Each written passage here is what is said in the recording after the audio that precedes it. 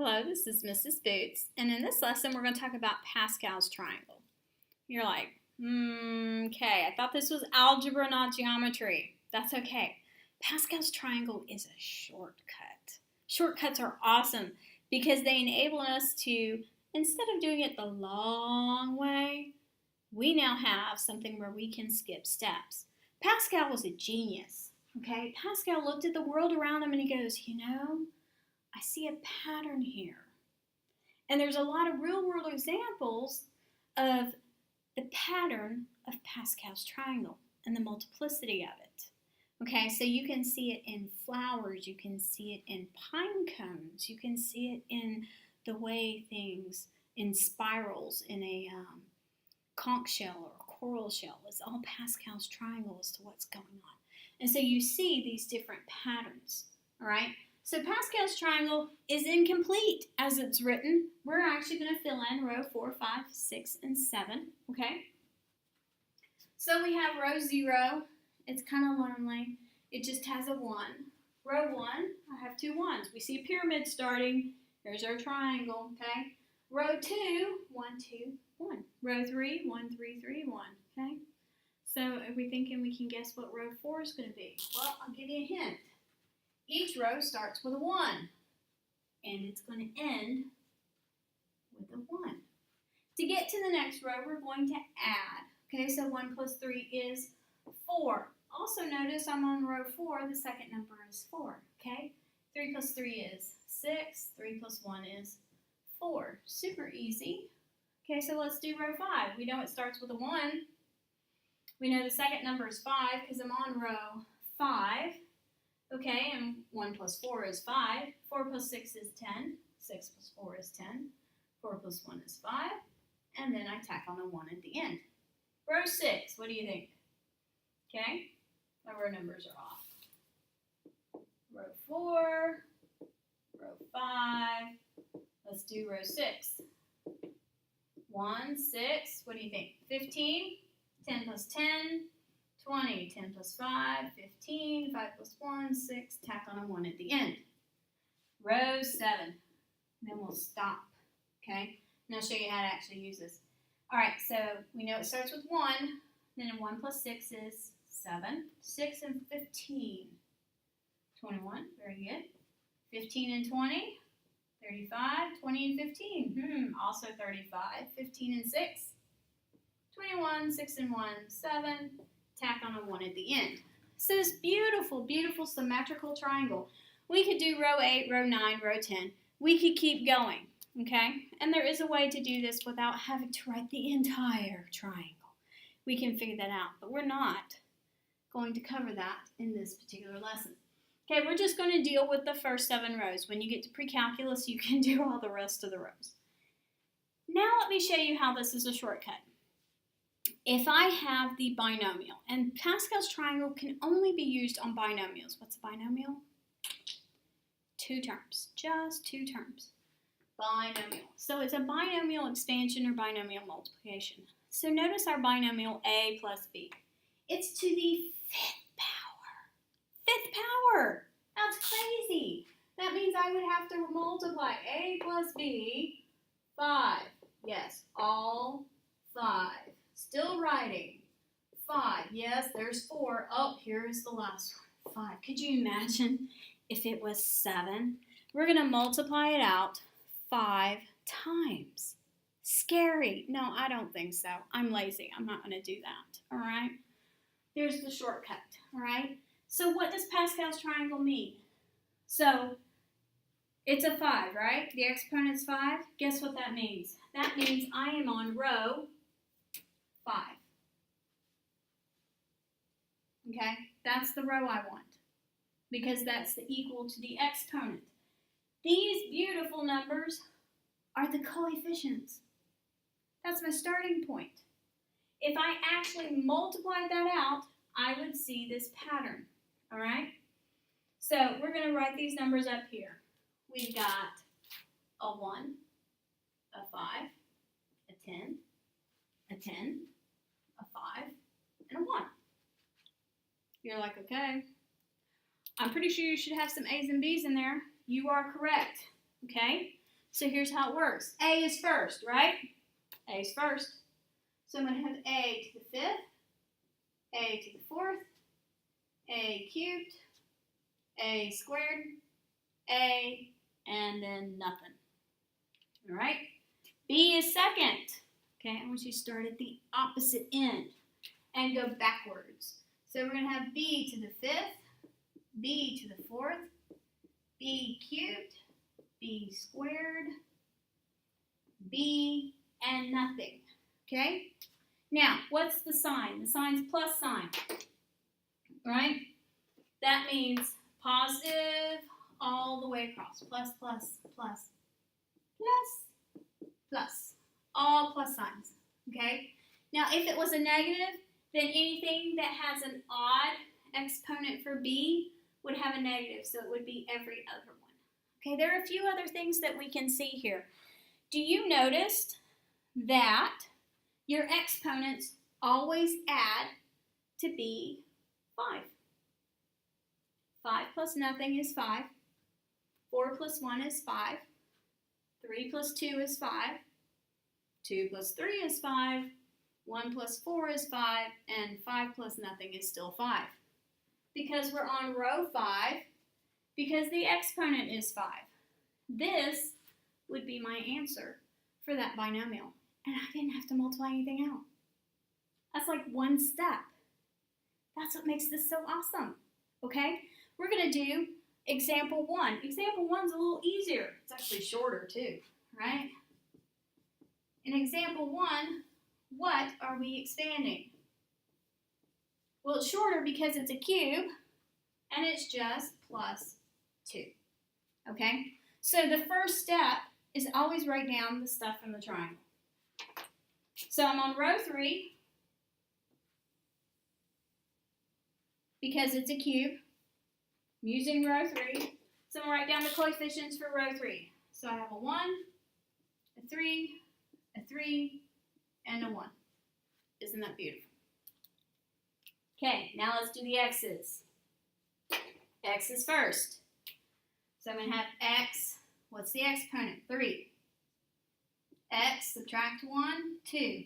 X to the first power, which I really don't need to write, but I'll write it anyway. And then we're out of x's. Okay? Now here's where it gets a little tricky and most people get confused. Now I have to do the 2.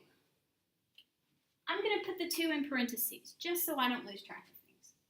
So I have a 2 cubed, a 2 squared, a 2, and then nothing. Okay, do we see that? So we have the 2 cubed, the 2 squared, the 2, and then 2 to the 0 power, which is just 1, so it's gone. Now let's look at the signs. We could put the sign inside the parentheses if we ever wanted to, and just keep plus signs in between. Or, since this one's positive, we know it's going to be plus. Now, you may think, woohoo, I'm done. Well, 2 times 3, we do need to simplify. Let's go ahead and simplify. 1x cubed, super easy. It's just x cubed. Okay? 2 times 3, 6x squared. Up 2 squared, so this is a 4, right? 4 times 3 is 12, so it's 12x. And then 2 cubed. What's 2 cubed? 8. So I have plus 8. Now, if I had written x plus 2 cubed and multiplied it out, each binomial with all the foiling all over the place, I would have gotten the exact same thing. And that's what makes Pascal's triangle so beautiful. Now, we have 2 more examples that we will work in the second video to break it up, because some of you may think this is just awesome and you've got it and you're going to go do the practice problems, and others of you may want more examples. So we'll give you some more examples. Have a wonderful time. Welcome back. It's Mrs. Boots again, and now we're going to look at our other 2 examples for Pascal's triangle. In example number 2, notice we have a negative, okay, so we're going to have to deal with some signs, and this time we're going to use row 4. Okay, so the first thing, remember, first step is always to write down your row coefficients. So I rewrote and I chopped off the top half of the triangle. because we didn't need it. Okay, save some space. So I have a 1, a 4, a 6, a 4, and a 1. Easy enough. Take the first term. First term is x. Start with the exponent. So I have x to the 4th. Counts down. X cubed, x squared, x. No x on the last one. If you end up with x's left over, you either pick the wrong coefficients or you miscounted. Okay, now we got, I had -2. That's okay. We're just going to put the -2 in parentheses and put plus signs in between. Then we can figure it out, okay? So at the end, remember this one we start, it's on the right-hand side. We start on the right-hand side. So I have -2 to the, that was not a 24. It should be -2 to the 4th. Okay? Then I have -2 cubed, -2 squared, and a -2. And then I don't put it here. So I've got the right number of terms. Now let's double check exponents. Does it add to 4? Yes. 3 plus 1, 4. 2 plus 2, still 4. 1 plus 3, 4. Still a 4. Okay? Now let's simplify. Simplify is the easy part. Okay? I forgot my plus signs, so I'm going to put them in there. All right? X to the 4th. Now I have a -2 times a 4. That gives me -8. X cubed. Now we're seeing where that negative came in. -2 squared gives me a +4. +4. 4 times 6 is 24, so 24x squared. -8 cubed. Whoa, I gave you the answer. -2, so that's -8. -2 cubed is -8. -8 times +4 is -32, and there's 1x. -2 to the 4th. Okay, this is -2 times -2 times -2 times -2. Okay, so just think, take the -8, multiply it times -2, you get +16. So we have a +16. Definitely a whole lot easier than multiplying x minus 2 out 4 times. Okay. Now we got the crazy example. To the 7th? Yes, Mrs. Thoots is insane. I want to show you that this really does work, as if you don't believe me already. We can do it to the 7th power because I know everyone would hate to write this thing out 7 times and multiply it. We don't have to do that. We're using row 7. And notice I've got the whole board. So you're going to need your whole page, space it out. So you got a 1, 7, 21, 35, another 35, 21, 7, and 1. Make sure you copy the row correctly. Okay, if you don't copy the right row, you're definitely not going to get the right answers. Okay, so we start with the 4x. Okay, there's a reason why I put that in there.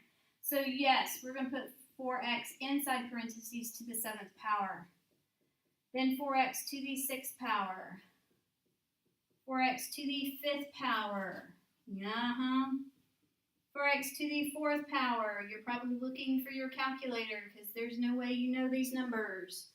4x cubed. 4x squared.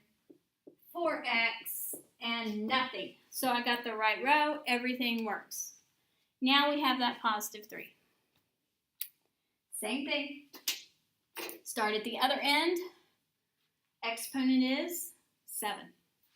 Okay, +3. So we go 3 to the 7th, 3 to the 6th, 3 to the 5th, 3 to the 4th, 3 cubed. That's kind of a messy 3, so let me rewrite that. 3 squared, 3, and nothing. Okay, let's double check those exponents. Make sure they add up. Make sure we didn't mess anything up. I'm putting plus signs in between just to keep them separate so I don't mix up my numbers. Okay? First term, 7. Is that the right exponent? Yes. 6 plus 1, still 7. 5 plus 2, 7. 4 plus 3, 7. 3 plus 4, yep, still 7. 2 plus 5. Always make sure you get your exponent on the outside of the parentheses, okay? 2 plus 5, 7. 1 plus 6, 7, and a 7 is a 7, okay? Now, why does it matter if the exponent's on the outside? Yeah, okay? So the 4 has to be squared and the x. The 4 has to be cubed and the x. The 4 has to be to the 4th and the x. We have to do both of them. Now, I've already crunched all these out in the calculator, so I am going to cheat just a little bit. 4 to the 7th power is 1, 6, 3, 4, 3, 8, 4.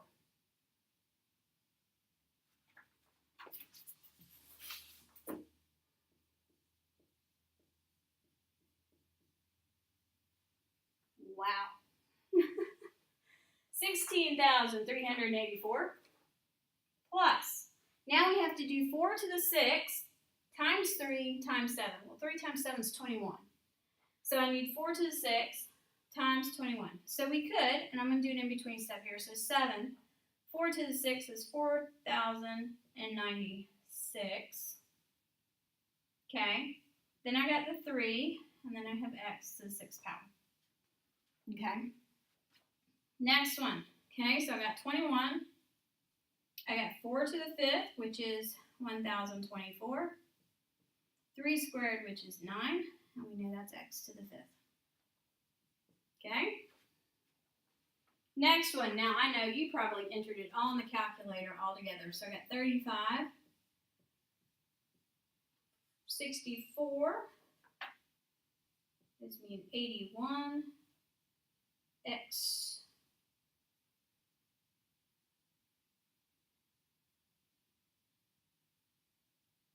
to the 4th. Where's my 4th? That's x cubed. We get to do that. Okay. So I got 35. And then that's going to be 27. And that's x to the 4th. Okay. Then I've got the other 35. Got my 64. 81. X cubed. Then we have 21. 16. What's 3 to the 5th? 3 to the 5th power is actually 243. And that's times x. All right, just a plain old x. Nope, that's x squared. I lost track. 7 times 4 times 3 to the 6th. 729 times the plain old x. And then finally, 3 to the 7th power, which is 2,187. Okay, so you can see the insanity that starts here. But aren't we glad we didn't have to multiply it all out? All right, so I've got one term that I need to go calculate, but we can write the rest of them down. So we have 16,384 x to the 7th plus 86,016 x to 6 plus 193,536 x to the 5th plus the wonderful one I'm missing that has an x to the 4th plus craziness 181,440 x cubed plus 81648 x squared plus 20412x plus 2187. Aren't we grateful we did not have to go through and plug that in. So the last thing I need to figure out, let's see, 4 cubed is 64. Yep, it's this one. I need 4 to the 4th. So what's 64 times 4? It's 256. Okay, so you got 256 times 35 times 27, and I will confess, I don't have that one memorized. All right, so this number, once you multiply it out, would go right there in that spot. And that concludes Pascal's triangle and the examples of just how crazy it can get. And now, a relief for you, none of the practice problems go to the 7th power. I wanted to do the craziest problem as an example so that you wouldn't have to worry about it. So you don't have to worry about 7th power on the test or the quiz, and you don't have to worry about doing 7th power on your practice. I just wanted you to see it. And that concludes our Pascal's examples.